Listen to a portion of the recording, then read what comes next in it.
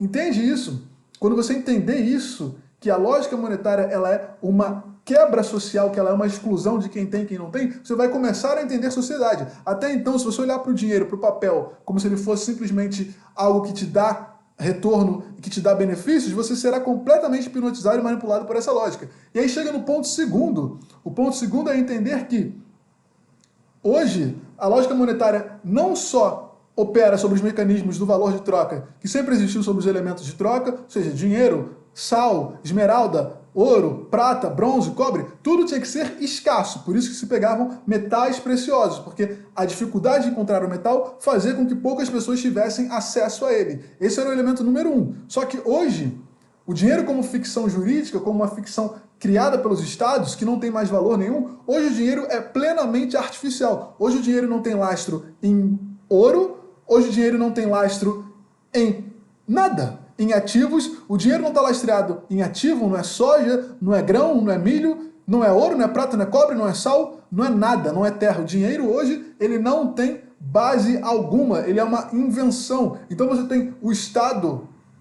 quando ele quer, ele bota ali 0,00000. Ele imprime 1 bilhão de reais do nada, ele cria dinheiro.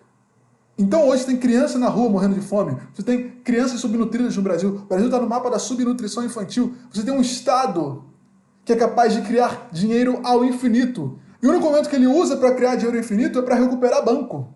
Quem recebe diretamente na história humana, não só no Brasil, quem recebe diretamente a criação monetária do Estado é o banco, porque cria-se essa ideia na economia que o banco sabe reger para quem irá o mecanismo monetário. O banco sabe para quem chegará o dinheiro. O banco sabe quem terá acesso à moeda. O banco sabe quem deve receber o crédito ou não. O banco seria as artérias da nação e ele distribui o mecanismo de crédito de acordo com as necessidades das pessoas. Alguém acredita nisso? Alguém acredita que em um momento de crise a pessoa mais importante a receber o dinheiro do Estado é o banco? Alguém acredita nisso? Em todas as crises humanas, a impressão monetária ela chega no banco, ela não chega em você, Felipe, Flávio, João, Maria, José, Fernanda.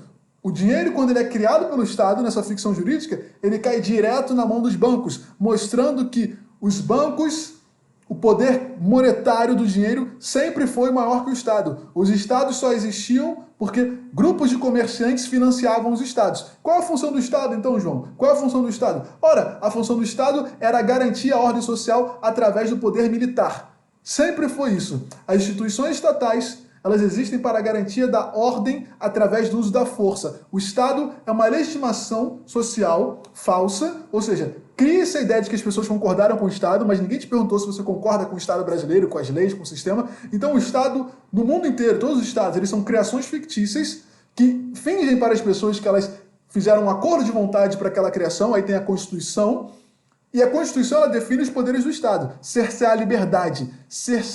liberdade, punir, prender. O Estado é uma criação de grupos comerciantes desde que o mundo é mundo. Eu posso pegar aí século XV, XVI, XVII, XVIII.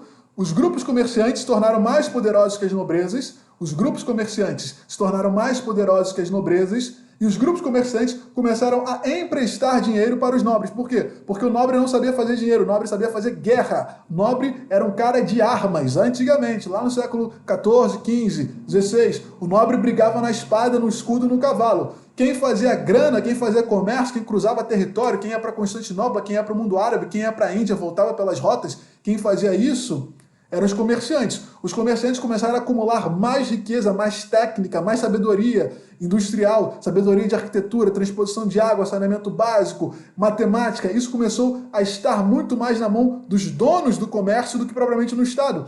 Mas o Estado tinha o poder da legitimação do poder. O poder da legitimação do poder. O Estado ele era visto pelo povo como uma grande entidade. Por quê? Porque o rei era Deus. Por isso que todo Estado precisa de um sacerdote. Todo Estado precisa de um sacerdote. Por isso que Bolsonaro vai receber a unção do Bispo Macedo e por isso que o Lula vai lá pedir a bênção de um pastor tal. É idêntico, pessoal. Vocês precisam entender isso, que as forças que manipulam a população são as forças religiosas que certificam os líderes. O líder de uma nação é sempre certificado por uma força religiosa. Então a força religiosa dominava o parâmetro cultural do povo e o povo tinha subserviência ao Estado. Por que o povo tinha subserviência ao Estado, que era dominado por uma instituição religiosa? Porque se o povo discordasse que o rei era Deus, o povo era morto.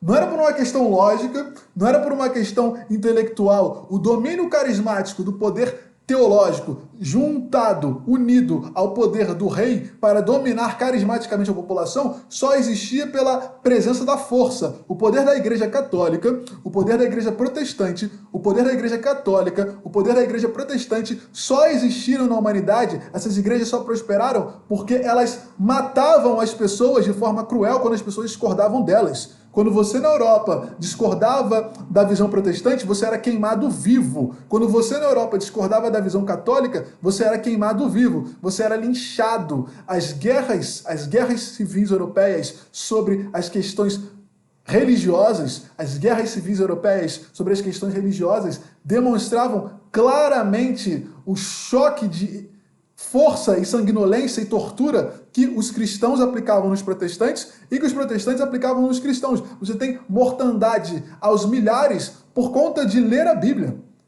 A simples ideia de traduzir a Bíblia e de interpretar a Bíblia te gerava uma morte dolorosa, lenta e torturante. Então essa é a lógica do poder de dominação. Quando o rei dominava a população por conta de ser ungido pelo padre, pelo papa ou pelo pastor, quando isso acontecia era porque se você discordasse do pastor, se você discordasse do padre, você era morto, você era empalado, você era eviscerado, você era queimado vivo. Então a dominação sobre o poder cultural, ela vinha pela força. E o Estado é a extensão da força. O Estado é a extensão da força. Por que